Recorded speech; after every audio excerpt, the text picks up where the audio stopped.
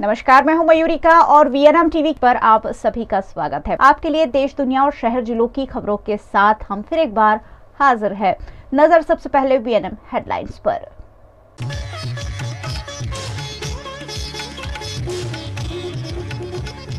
बंगाल पंचायत चुनाव में हिंसा, 15 की मौत। अमित शाह ने राज्य सरकार से मांगी रिपोर्ट।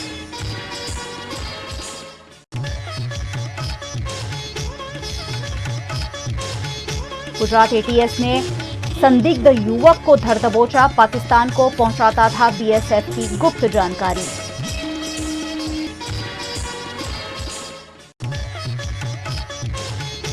और वडोदरा की पारुल यूनिवर्सिटी आए डॉक्टर सुब्रमण्यम स्वामी, कई मुद्दों पर दी बेबाक राय।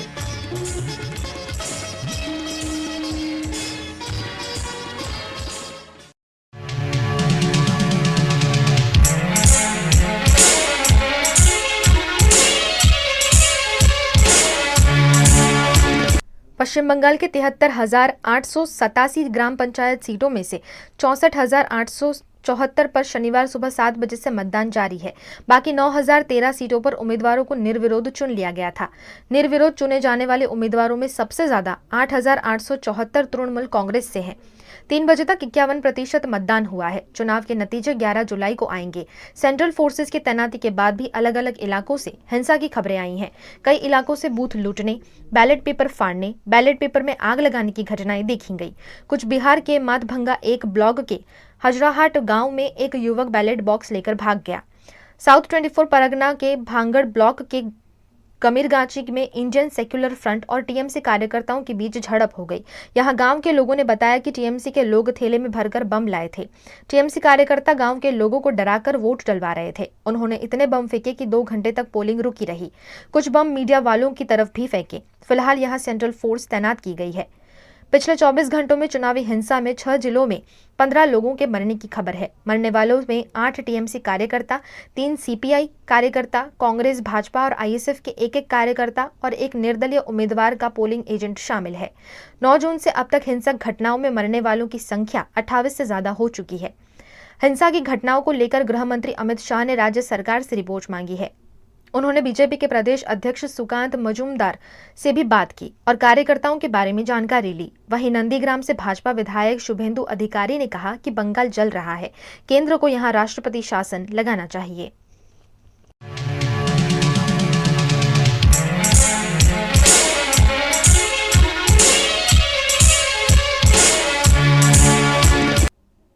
बीएसएफ की गुप्त जानकारी पाकिस्तानी एजेंट तक पहुंचाने वाले युवक को गुजरात के कच्छ से गिरफ्तार किया गया है। इस आरोपी को कच्छ की भूज कोर्ट में पेश किया गया। गुजरात एटीएस द्वारा इस आरोपी के 14 दिनों के रिमांड मांगे गए थे, जिसमें से कोर्ट ने 10 दिनों के रिमांड मंजूर किए हैं। इस युवक पर बीएसएफ की गुप्त जानकारी पाकिस्तानी एजेंट को पहुंचाने के आरोप है। ऐसे में गुजरात एटीएस मामले की तफ्तीश कर रही है।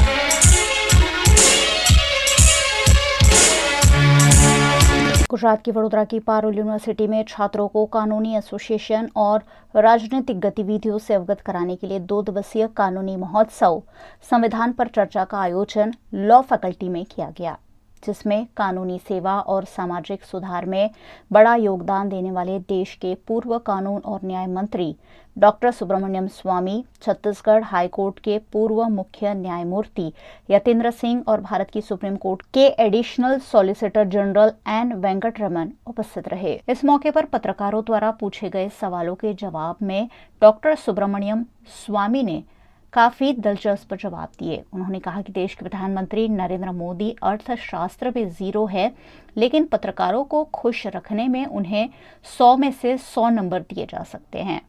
इसके अलावा उन्होंने कांग्रेस नेता राहुल गांधी, हाल में काफी चर्चा में रह रहे सनातन धर्म का प्रचार कर रहे धीरेन्द्र शास्त्री महाराज समेत के कई देश से जुड़े मुद्दों पर अपने विचार व्यक्त किए। महात्मा गांधी तो शुरू से यही थे कि ये विभाजन नहीं होना चाहिए था, बट जवाहरलाल नेहरू ने फिर बाद में ऐलान कर दिया कि जो मुसलमान हिंदुस्तान छोड़ने नहीं चाहते हैं उनको आवश्यक नहीं है।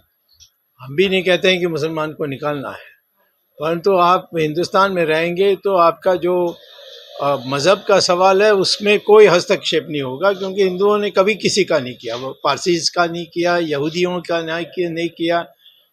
इतने जो रिलीजन्स हैं, एक का भी उन्होंने परसिक्यूशन नहीं किया, किसी की यानी दुरुपयोग नहीं किया।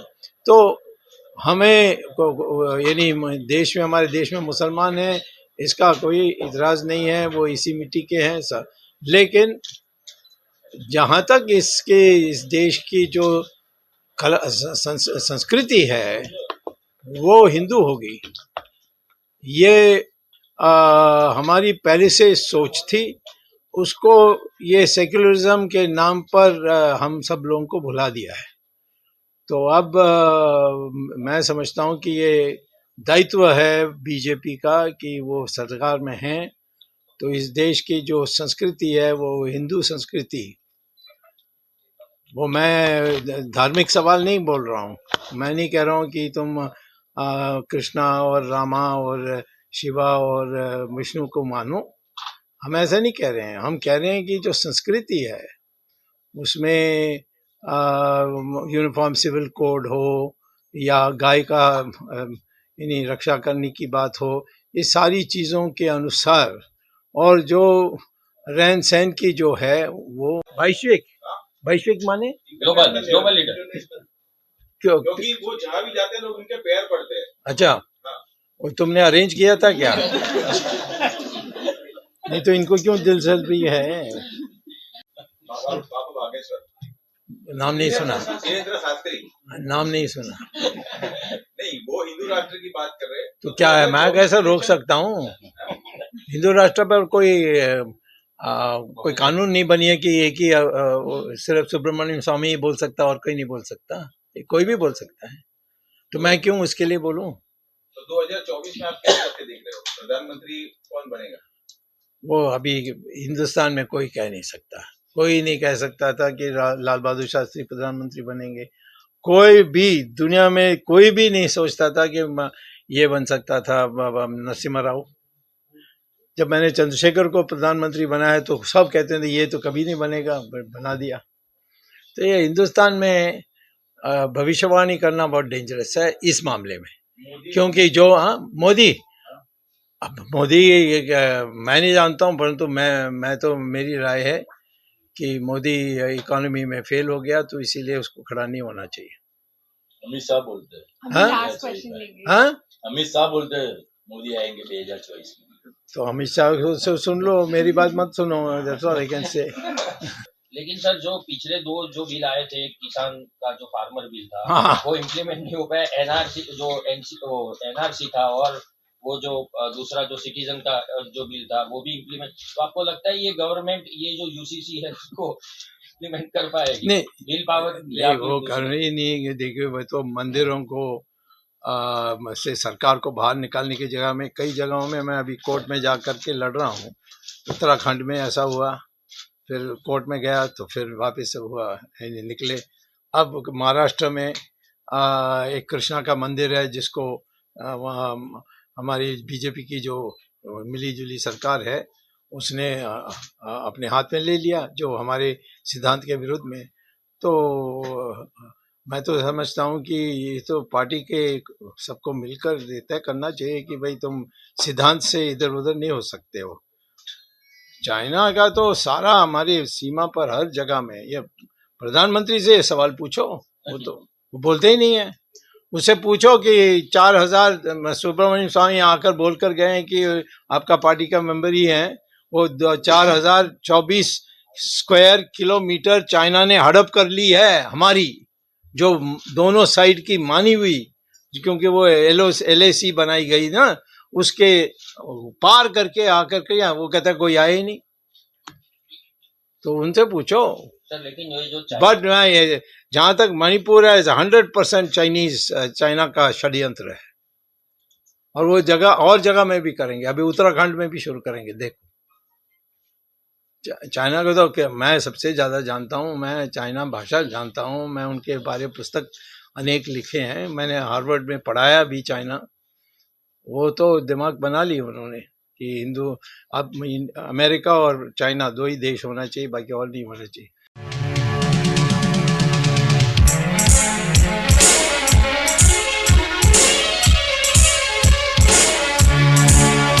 प्रधानमंत्री नरेंद्र मोदी द्वारा गुजरात में दूसरी वंदे भारत ट्रेन को लॉन्च किया गया। 9 जुलाई से ट्रेन को रेगुलर शुरू किया जाएगा। ये ट्रेन मंगलवार छोड़कर पूरे हफ्ते चलेगी, जिसका रूट जोधपुर से साबरमती रेलवे स्टेशन के बीच का होगा। ट्रेन की सीट 360 डिग्री घूम सकेगी, साथ ही विकलांगों के लिए अलग सुविधाएं उपलब्ध होंगी। ट्रेन में सीसीटीवी कैमरा के साथ ऑटोमेटिक डोर क्लोजर होगा। बता दें, ये भारत की 25वीं वंदे भारत ट्रेन है। आज के दिन पीएम मोदी ने 2 वंदे भारत को हरी झंडी दिखाई। पहली गोरखपुर से लखनऊ और दूसरी ट्रेन जोधपुर से अहमदाबाद की। बता दें, जोधपुर साबरमती ट्रेन पाली, मारवाड़, फालना, आबू रोड, पालनपुर, महसाणा के रूट से होते हुए स्टेशन पहुंचेगी। वंदे भारत का एक्सपीरियंस एकदम सुपर लग्जरियस ट्रेन की तरह फील हो रहा है। जो इसकी कंफर्टनेस है वो सभी ट्रेनों से बेहतर है जितने भी मैंने आज तक ट्रेवल किया है। राजधानी, शताब्दी, उनसे भी काफ़ी अच्छी ट्रेन है ये। इस ट्रेन के लिए स्पेशली दिल्ली से हम लोग आए हैं और मैं पहली बार वंदे भारत के उद्घाटन में आई हूँ। वैसे तो इससे पहले 24 ट्रेनों का उद्घाटन हो चुका है, मेरा पहला अनुभव है और मुझे ये ट्रेन अच्छी लगी। और दूसरा, जो लोगों का उत्साह था देखने लायक था।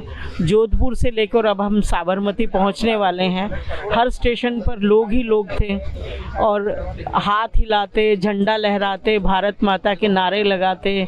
महिलाएं इतने अच्छे अच्छे कपड़े पहन के आईं, बच्चे आए, बहुत सारे बुजुर्ग, सब लोग आए। तो बहुत ही ऐसे लग रहा था कोई बड़ा उत्सव आज है, रेलवे का बहुत बड़ा उत्सव है। ये वंदे भारत जो ट्रेन है, ये अब देखें जो अब बिल्कुल 2 शहरों को पास ला रही है। अब ये ट्रेन जोधपुर और अहमदाबाद के बीच में ट्रैवल करेगी। 6 घंटे 10 मिनट में यात्रा होगी और जो इस रूट की फास्टेस्ट ट्रेन थी उससे लगभग 1 घंटे कम समय में माननीय प्रधानमंत्री की जो संकल्पना है मेड इन इंडिया के, उसके तहत इस ट्रेन का निर्माण किया गया है। सेमी हाई स्पीड कैटेगरी की ट्रेन है। राइडिंग इंडेक्स में ये वर्ल्ड क्लास है।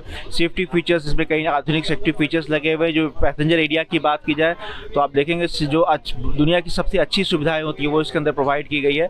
तो ओवरऑल पैसेंजर एक्सपीरियंस बहुत ही अच्छा रहेगा।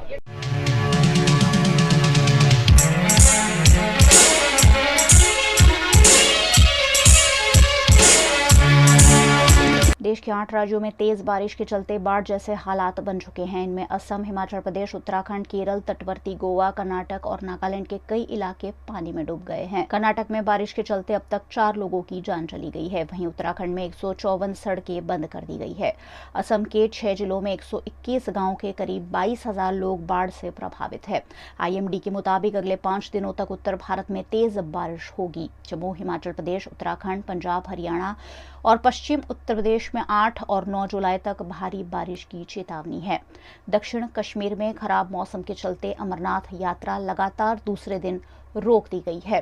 भारी बारिश के बावजूद अब तक 84,768 तीर्थयात्री बाबा बर्फानी के दर्शन कर चुके हैं।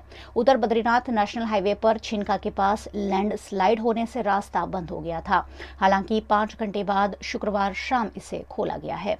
केरल के मल्लपुरम, कोझिकोड, वायनाड, कन्नूर और कासरगोड जिलों में येलो अलर्ट जारी कर दिया गया है। वीएनएम बुलेटिन में वक्त है एक छोटे से ब्रेक का। बनी रही हमारे साथ। ब्रेक के उस पार भी खबरों का सिलसिला लगातार जारी रहेगा। देखते रहिए वीएनएम।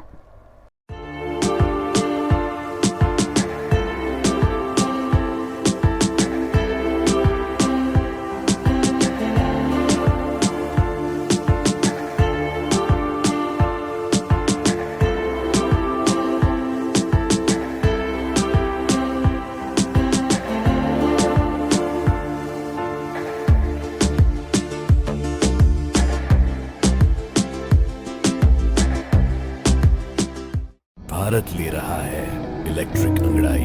क्यों ना हम साथ चले, साथ चले, साथ बढ़े, साथ बढ़े, देश मेरे, देश मेरे। देश को ले जाए नई दिशा की ओर। आपका जॉय, भारत का जॉय। વડોદરાના ઘણા વિસ્તારો જેમ કે અકોટા, માંજલપુર, અલકાપુરી, મકરપુરા વગેરે વગેરે વિસ્તારોના લોકો ચિંતામાં છે. આ ચિંતાનું કારણ છે વડોદરાના લોકોમાં વધતી ઈર્ષા. જી હા, અને આ ઈર્ષાનો સ્ત્રોત છે તરસાલી એરિયામાં આવેલ રેઝિડેન્શિયલ પ્રોજેક્ટ દર્શનમ પ્લેસ. ઘણી બધી એમિનિટીઝથી ભરપૂર આ 2 અને 3 BHK પ્રોજેક્ટ બની ગયો છે નવા ઘર શોધવાવાળા લોકો માટે એક અનોખો અવસર.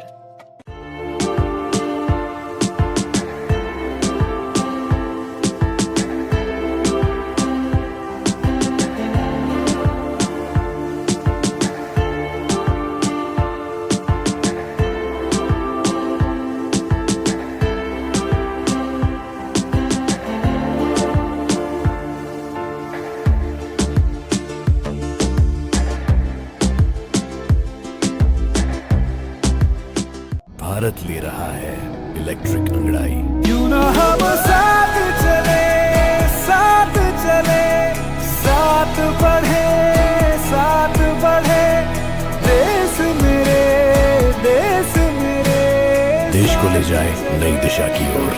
आपका जॉय, भारत का जॉय.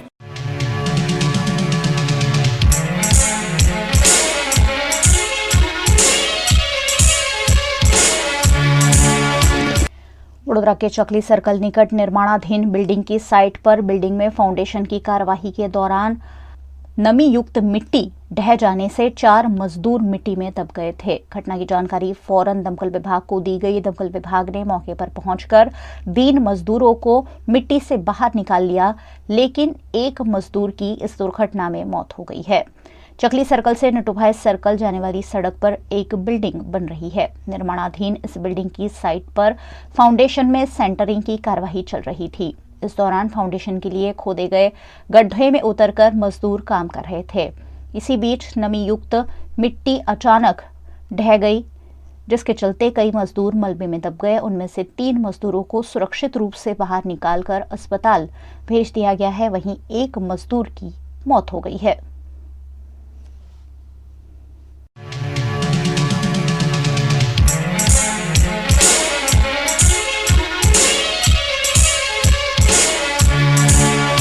कांग्रेस नेता राहुल गांधी आज शनिवार सुबह अचानक हरियाणा के सोनीपत पहुंच गए. यहां उन्होंने किसानों के साथ खेतों में धान की रोपाई की. उन्होंने ट्रैक्टर चलाकर खेत की जुताई भी की. इस दौरान किसानों और खेत मजदूरों के साथ खेती और किसानी पर राहुल गांधी ने बातचीत भी की. राहुल ने किसानों के साथ बैठकर नाश्ता भी किया. राहुल गांधी दिल्ली से शिमला जा रहे थे. उस दौरान अचानक उन्होंने किसानों के बीच जाने का प्रोग्राम बना लिया और सोनीपत के ग्रामीण इलाके में पहुंच गए. मदीना गांव में करीब 2 घंटे राहुल गांधी रुके. उनके सोनीपत के खेत में रुकने का पता कांग्रेस के नेताओं को भी नहीं था. जैसे ही बड़ौदा से कांग्रेस विधायक इंद्रुराज नरवाल और गोहाना के विधायक जगबीर मलिक को मामले की जानकारी हुई, वो वहां पहुंचे. नरवाल ने इस पर कहा कि उनके पास राहुल के आने की खबर नहीं थी, लेकिन जैसे ही ग्रामीणों ने उन्हें बताया, वो फौरन उनसे मिलने पहुंच गए. गोहाना से कांग्रेस विधायक जगबीर मलिक ने कहा कि ये इलाके का सौभाग्य है कि राहुल गांधी यहां पहुंचे हैं. वो ये देख रहे हैं कि गांव में खेती का क्या तरीका है और किसानों को क्या क्या परेशानियां आती हैं. गांव मदीना में राहुल किसान संजय के खेत में पहुंचे हुए थे. जिस वक्त राहुल वहां पहुंचे, किसान और मजदूर मिलकर धान की रोपाई कर रहे थे. जब सिक्योरिटी के साथ राहुल खेत की ओर आए तो दूर से उन्हें कोई पहचान नहीं पाया. हालांकि करीब आते ही उन्होंने राहुल को पहचान लिया और फिर किसानों में खुशी की लहर देखी गई.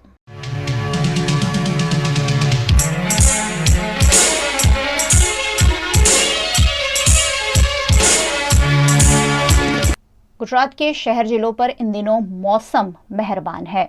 कई शहर जिलों में धुआंधार बारिश दर्ज हो रही है. अहमदाबाद में भी मौसम विभाग के अनुमान के तहत ही लगातार बरसात दर्ज हो रही है, जिसके चलते अहमदाबाद के कई इलाकों में भारी जलभराव देखा गया. अहमदाबाद के न्यू राणी, वाड़ज, अकबर नगर, चैनपुर, इनकम टैक्स, उस्मानपुरा समेत के इलाकों में भारी बरसात से कई फीट पानी भर गया. निचले इलाकों में पानी भर जाने से आवाजाही करने वाले लोग और वाहन चालक काफी परेशान हुए.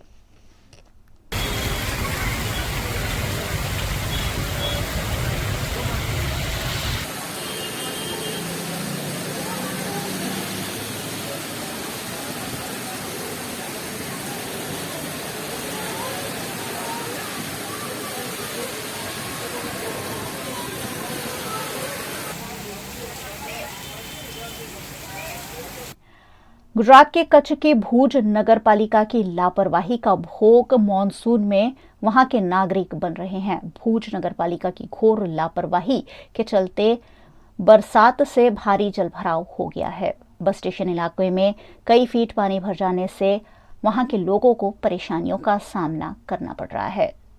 स्कूल में आवाजाही करने वाले छात्र पानी में से ही गुजरने के लिए मजबूर है। इस मामले समस्या की निवारण के लिए बार बार शिकायत की गई है, लेकिन भारी जलभराव से भूज के लोगों को निजात नहीं मिल पा रही है।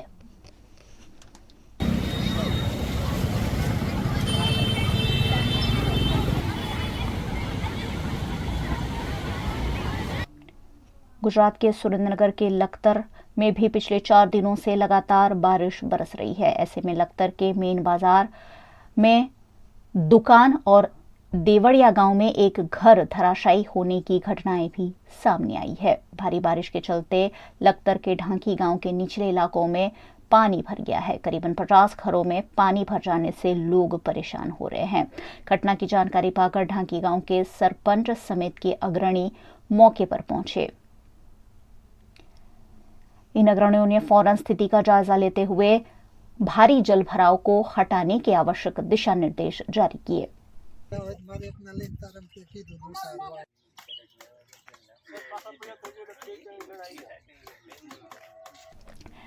वडोदरा जिला के डभोई शहर तालुका में भी 2 दिन के विराम के बाद बरसात ने धमाकेदार एंट्री कर ली है। आज सुबह से ही बादल छाए माहौल के बीच अंधेरे सा माहौल देखने मिला। वाहन चालकों को अपनी लाइटें चालू कर वाहन चलाने पड़े। डभोई के कई इलाकों में धुआंधार बारिश दर्ज की गई। एसटी डेपो, विमल सोसाइटी, वडोदरी भागोड़, स्टेशन रोड, पटेल वागा जैसे कई इलाकों में भारी बारिश दर्ज की गई। बारिश के चलते यहां सब कुछ पानी पानी हो गया। अच्छी बारिश से किसानों में खुशी देखने मिली।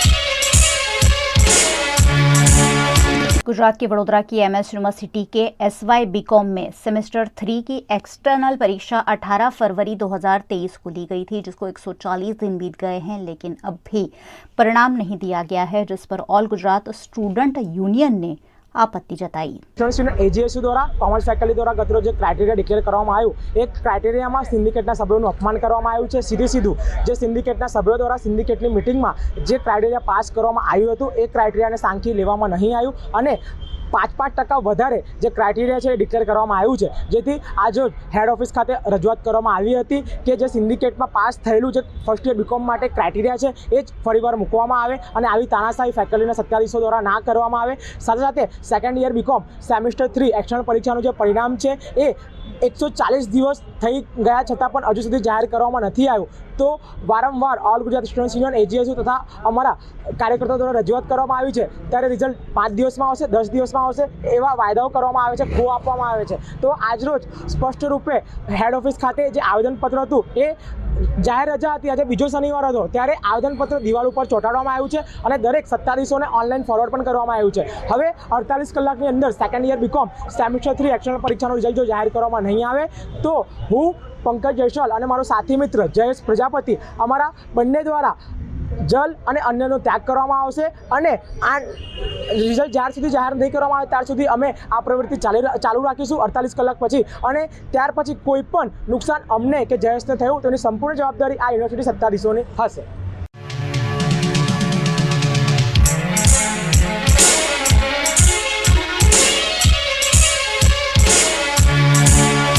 गुजरात के अहमदाबाद में साबरमती रिवर फ्रंट पर रिवर क्रूज चालू किया गया है, जिसके चलते अहमदाबाद में जलभराव की समस्या पेश आ रही है, जिस पर अहमदाबाद कॉरपोरेशन के विपक्ष नेता शहजाद खान पठान ने आपत्ति जताई है। अहमदाबाद म्युनिसिपल कॉरपोरेशन द्वारा साबरमती रिवर फ्रंट पर रिवर क्रूज को रखा गया है और उसे शुरू भी कर दिया गया है।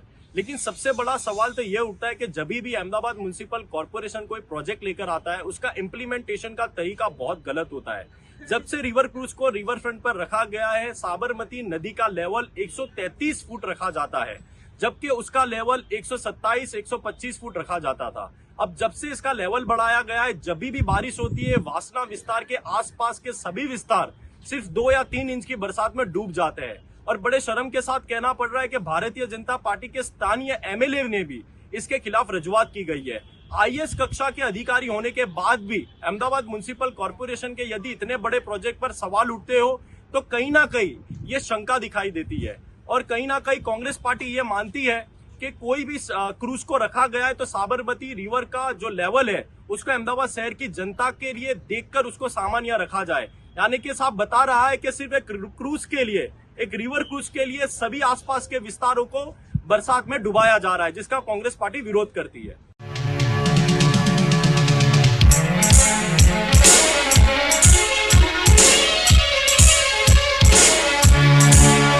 वडोदरा के तरसाली में नियामक कचहरी पर जेनिश इंजीनियरिंग प्राइवेट लिमिटेड द्वारा रोजगार मेले का आयोजन किया गया। ये रोजगार मेला खास इसलिए था क्योंकि यह दिव्यांग व्यक्तियों के लिए और खास तौर पर जो बोल और सुन नहीं सकते उन लोगों के लिए हेल्प सर्विस की नौकरी देने के लिए आयोजित किया गया था, जहां 10वीं पास हुए 18 से 30 वर्ष तक के लोगों को रोजगार का सुनहरा अवसर दिया गया।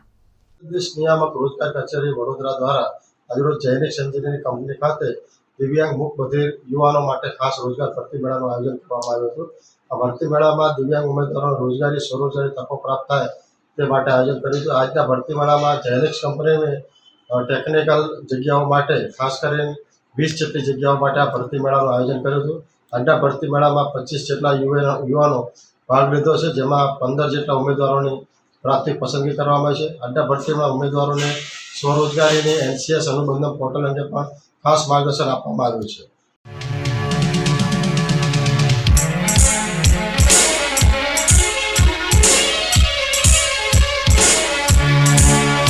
यूसीसी यानी कि यूनिफॉर्म सिविल कोड की चर्चा देश भर में चल रही है, जिस पर सरकार ने हर व्यक्ति और जाति विशेष को अपनी राय 14 जुलाई तक देने को कहा है।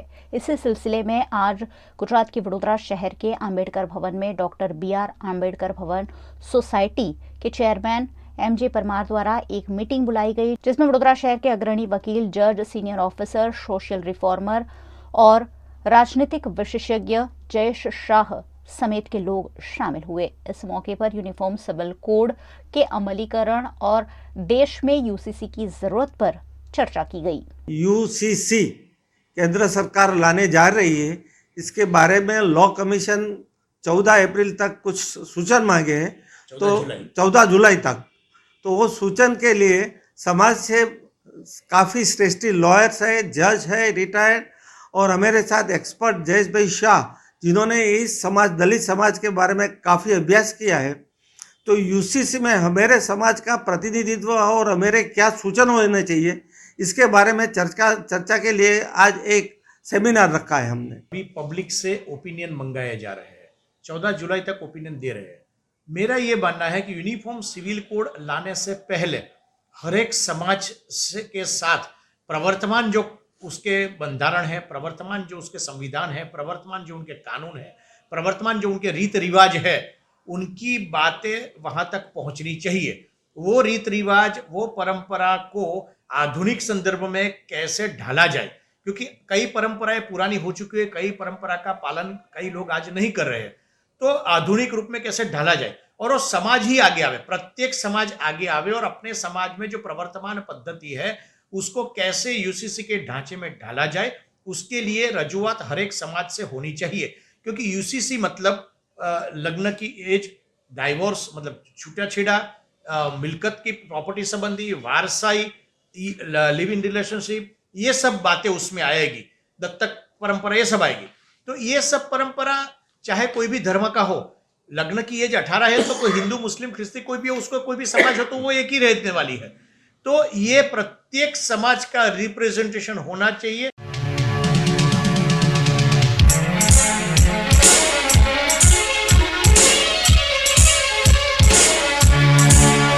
स्कूली छात्रों को गुरु की महत्ता समझाने के लिए स्कूलों में भी गुरु पूर्णिमा महोत्सव मनाया जाता है। वडोदरा की bright school VIP road CBSE में भी गुरु पूर्णिमा के मौके पर खास कार्यक्रम आयोजित किया गया, जिसमें 6ठी और 7वीं कक्षा के छात्रों ने अपनी कला के जरिए गुरु के प्रति अपना भाव प्रकट किया। गुरु पूर्णिमा के दिन गुरु की पूजा की महत्ता है। ये दिन मुख्य रूप से गुरु और शिष्य के रिश्ते को व्यक्त करने का होता है। इस मौके पर ब्राइट स्कूल के छात्रों ने भी गुरु के प्रति अपना सम्मान अपनी अपनी प्रस्तुतियों के जरिए व्यक्त किया।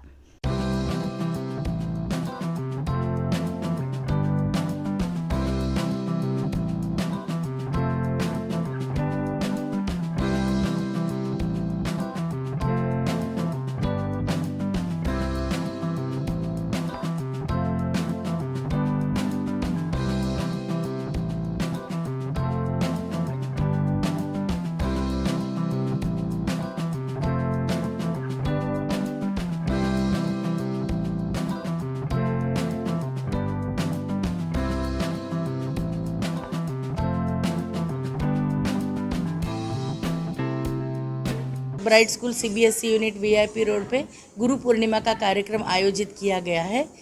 इसमें 6th और 7th के बच्चे अपना गुरु के प्रति अपने भाव प्रकट कर रहे हैं। कोई गाने गा रहे हैं, कोई डांस कर रहे हैं, कोई अपने स्पीच में बोल रहे हैं। ऐसे करके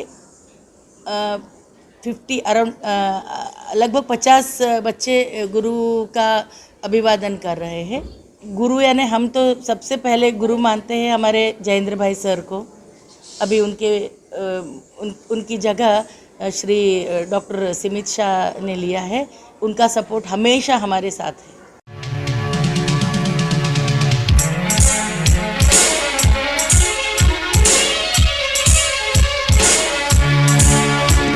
गुजरात के वडोदरा शहर में महिलाओं के सशक्तिकरण और महिलाओं के उत्थान के लिए अष्ट सहेली ग्रुप कार्यरत है। अष्ट सहेली ग्रुप नियमित अंतराल पर सामाजिक गतिविधियों को अंजाम देता रहा है। इसी के भागरूप पिछले साल 11 जरूरतमंद बच्चियों को शादी में जरूरी वस्तुएं अष्ट सहेली ग्रुप द्वारा दी गई थी। इस साल भी जरूरतमंद 11 लड़कियों को शादी में जरूरत की वस्तुएं देने का आयोजन किया गया है, जिस पर एक खास मीटिंग अष्ट सहेली ग्रुप के सदस्यों के बीच आयोजित की गई। अष्ट सहेली ग्रुप अध्यक्ष हेमा चौहान की अगुवाई में चलाया जाता है, जो महिलाओं को हर संभव सहायता की कोशिश कर रहा है। અમે 11 દીકરીઓને કરિયાવર હવે 5 વર્ષ સુધી તો કરવાના જ છીએ। ભગવાન અમને જીવાડશે તો કરવાના જ છીએ। અને આ અમારું બીજું વર્ષ છે। અને દીકરીઓને કરિયાવરમાં એમનું ઘર આખું મંડાઈ જાય એ બધી જ વસ્તુ અમે એમને આપીએ છીએ અને આ વર્ષે પણ આપવાના છે।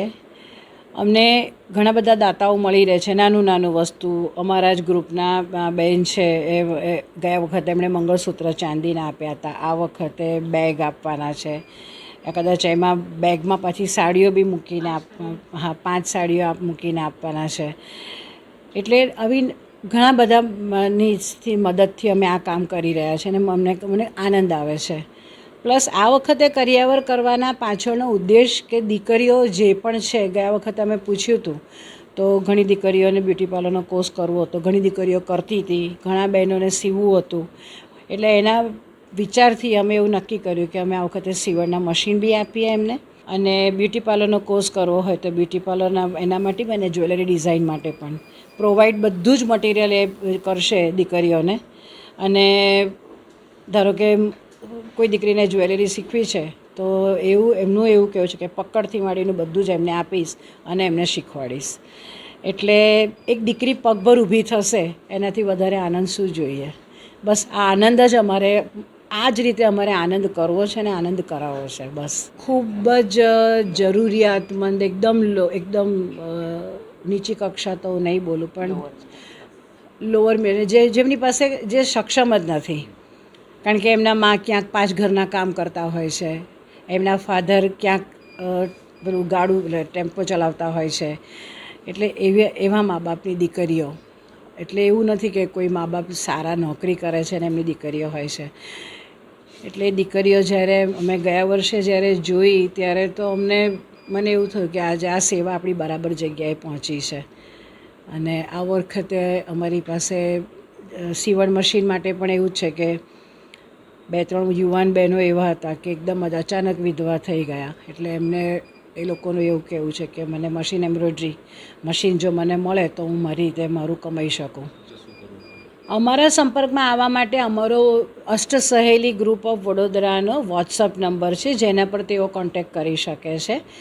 અને અમે અમારા જે અષ્ટશૈલી ગ્રુપના એટલે જે અમારા વોટ્સઅપ ગ્રુપ છે એમાં અમે મેસેજ સર્ક્યુલેટ કરીએ છીએ. એમાંથી જે કોઈ બી હોય એ અમને સજેસ્ટ કરે છે કે અમારી આ દીકરી છે અને એનું લગ્ન દિવાળીથી અક્ષય તૃતીયા એટલે અખાત્રીજ સુધીમાં એનું બિટવીન લગ્ન થવાનું હોય તો એ લોકોને આપણે કરિયાવર માટે બોલાવીએ છીએ. એની સાથે સાથે આધાર કાર્ડ એ લોકોના અને એમનું એંગેજમેન્ટ થયું છે કે એમના લગ્ન થવાના છે એનું પ્રૂફ લઈ અને પછી આપણે એમને બોલાવીએ છીએ. અષ્ટશૈલી ગ્રુપ ખાસ કરીને જરૂરિયાતમંદો માટે જ હેલ્પ કરવા માટે તેને હંમેશા તત્પર રહે છે અને આ બધા જ બહેનો સ્પેશિયલી બહેનો માટે એક કામ કરવાનું વધારે અમારો છે ઉદ્દેશ્ય.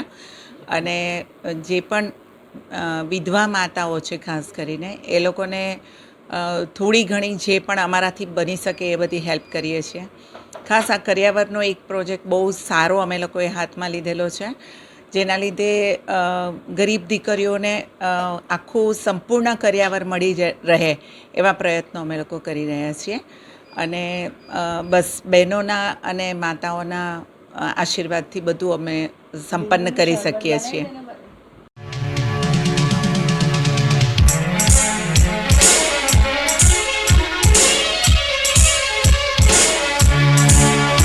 गुजरात के वडोदरा जिला के डेसर पुलिस थाने में कार्यरत महिला पुलिस कांस्टेबल के अपहरण की घटना सामने आने से पुलिस बेड़े में सनसनी मच गई है. बनासकांठा जिला के थेरवाड़ा गांव की 25 साल की मणिबेन चौधरी नामक महिला पुलिस कांस्टेबल का अपहरण हुआ है. सुबह 8 बजे वडोदरा के डेसर पुलिस थाने में ड्यूटी करने के बाद से ही महिला पुलिस कर्मचारी लापता है.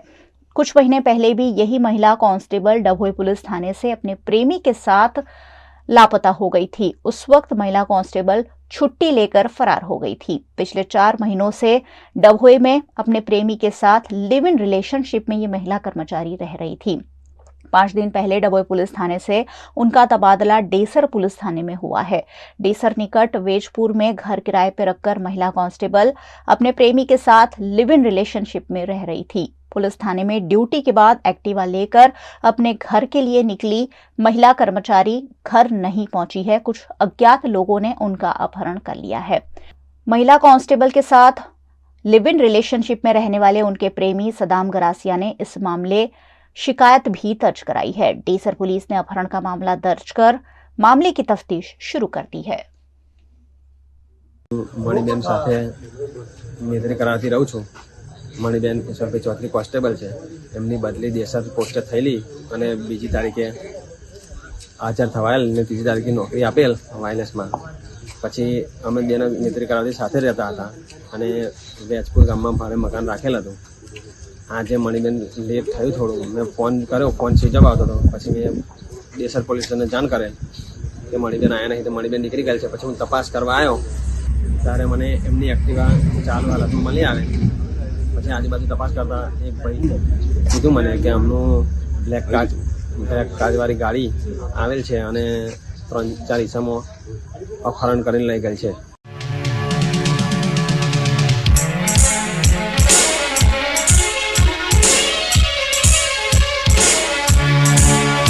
विद्यार्थी सलाहकार समिति द्वारा वडोदरा की ब्राइट स्कूल में एनुअल इन्वेस्टिट्यूट सेरेमनी का आयोजन हुआ, जहां स्कूल के विद्यार्थियों को उनकी महत्वपूर्ण भूमिका निभाने और जिम्मेदारियां उठाने पर अलग अलग पद दिया गया. इस कार्यक्रम में स्कूल के managing trustee Somil Shah, PI Rajendra Chauhan सहित आचार्य और अन्य विभाग हेड्स उपस्थित रहे और विद्यार्थियों को प्रोत्साहन दिया.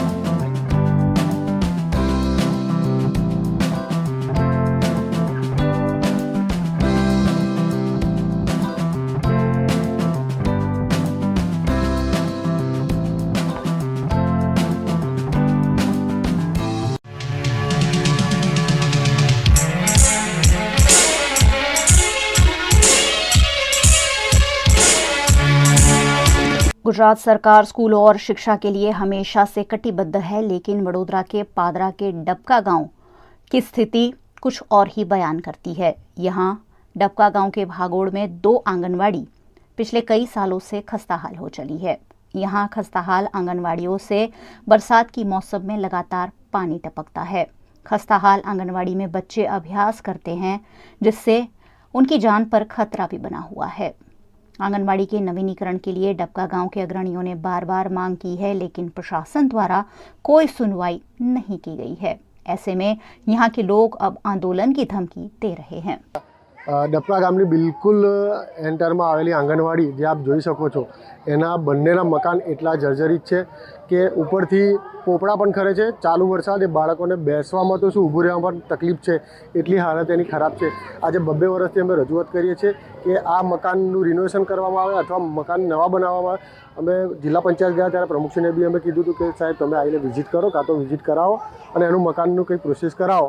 बस अमर कोई नवी मांग नहीं, खाली आ 2 बिल्डिंग नवी थाय का तो एना माटे रिनोवेशन माटे कई सरकार फाळवणी करे एवा सारा प्रयत्न करो। भागोड़ में आवेली है तो एकदम हालत खराब है। તમે જોઈ શકો છો કે ચારો બાજુની દિવાલોમાં મોટી મોટી તિરાડો પડી ગઈ છે અને પોપડા પડી રહ્યા છે, અને બાળકો જે અંદર બેસે ને પોપડા પડીને માથા બાથામાં વાગશે તેનો જવાબદાર કોણ? પાણી।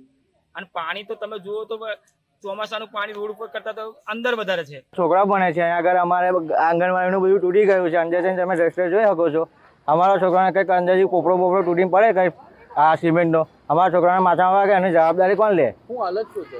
હાલત સાહેબ આ બધું ખવાઈ ગયું છે, બધું અંદર બધું તૂટી ગયું છે, પાણી પડે છે બધું, દારૂની બોટલો બધું અહીંયા આગળ નાખે છે બધા અહીંયા આગળ, તો એનું બધું કરવું શું?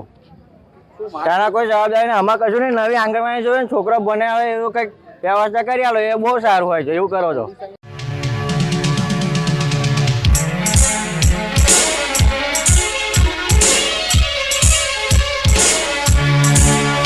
गुजरात के भावनगर में 156 वर्ष पुराने जशोनाथ महादेव मंदिर का एक हिस्सा बरसात के चलते धराशायी हो गया। इस प्राचीन महादेव मंदिर को भावनगर के महाराजा जसवंत सिंह गोहिल ने बनवाया था। मंदिर का ये भाग दूसरी बार इस तरह से धराशायी हुआ है। मंदिर की मरम्मत के लिए पिछले 10 वर्षों से मामलतदार का ध्यानाकर्षण करवाया जा रहा है, लेकिन इस मामले कोई कार्यवाही नहीं हुई है।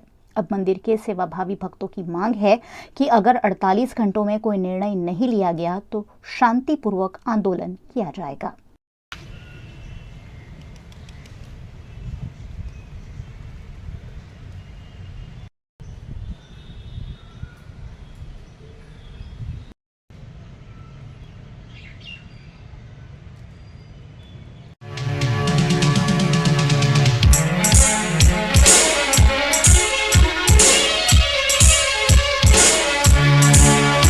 गुजरात सरकार के शिक्षा विभाग द्वारा विभिन्न सूत्र दिए गए हैं और करोड़ों रुपए की ग्रांट भी खर्च की गई है, परंतु आज भी कितने ही गांव ऐसे हैं जहां प्रशासन द्वारा स्कूलों के लिए नए भवन का निर्माण नहीं किया गया, जिसके चलते चाहे सर्दी हो, गर्मी हो या बरसात, बच्चे पढ़ाई के लिए खुले में बैठने को मजबूर है। ऐसा ही कुछ हाल अरवली जिले के मेघरज तालुका के लिंबोत्रा प्राथमिक शाला नंबर 4 का है, जिसे 1 साल पहले प्रशासन द्वारा ध्वस्त कर दिया गया था। यहाँ 1 से 5वीं कक्षा में पढ़ाई करने वाले 35 छात्रों को अन्य कोई विकल्प नहीं होने की वजह से खुले में या पेड़ के नीचे पढ़ाई करनी पड़ती है। फिलहाल भारी बरसात का मौसम है और ऐसे में भी पेड़ के नीचे बरसात का मौसम है और उसके बावजूद छात्र पेड़ के नीचे बैठकर पढ़ाई करते हैं। ऐसे में अगर कोई दुर्घटना घटती है तो उसका जिम्मेदार कौन होगा? ये हमारी शाला है ना, खराब હતી ना, તે ना तोड़ी नाखी 1 वर्ष की तोड़ी नाखी थी। एक और सरकार प्रवेशोत्सव और गणेशोत्सव जैसे कार्यक्रमों पर करोड़ों रुपए खर्च करती है, लेकिन सरकारी अधिकारियों और नेताओं को खस्ताहाल स्कूल और इमारत का अभाव दिखाई नहीं पड़ता है। शाळा नंबर 4 आज છોકરોને 12 મહિનેથી શાળામાં અભ્યાસ કરવાની તકલીફ પડે છે। કોઈ અત્યારે હાલમાં કોઈના ઘેર બેસવાની તકલીફ પડે છે। શાળામાં બેસાડવા કઈ જનાવર આવે તો બાળક ભણતું હોય તો પાછળથી કઈડી જાય તો કોની જવાબદારી? એટલે બને ત્યાં સુધી શાળાઓ જલ્દીથી બને તેવી અમારી માંગ છે। બાળકોના સ્કૂલ નથી, જે આજે ચોમાસું ચાલુ થઈ ગયું છે અને વધારે વરસાદ પડે તો બાળકો કઈ જાય. છેલ્લા 1 વર્ષથી આ સ્કૂલ બનતો નથી. બરાબર, હું સરકારશ્રીને નમ્ર અપીલ કરું છું કે સત્વરે નિર્ણય લઈ અને આ બાળકોને સ્કૂલ બની જાય એવી પ્રાર્થના કરું. કારણ કે નાના નાના ભૂલકાઓ છે એટલે એમના માટે જરા સગવડ થાય. वीएनएम न्यूज रूम से आज बस इतना ही। वीएनएम के समाचारों को आप रोज रात 9 बजे फेसबुक और यूट्यूब पर तो लाइव देखते ही है, साथ ही डेली हंट, वोडाफोन टीवी, जियो टीवी और जियो टीवी फाइबर 498 नंबर के चैनल पर वीएनएम टीवी को 24 घंटे लाइव देखा जा सकता है। देखते रहिए वीएनएम, जुड़े रहिए वीएनएम के साथ। नमस्कार।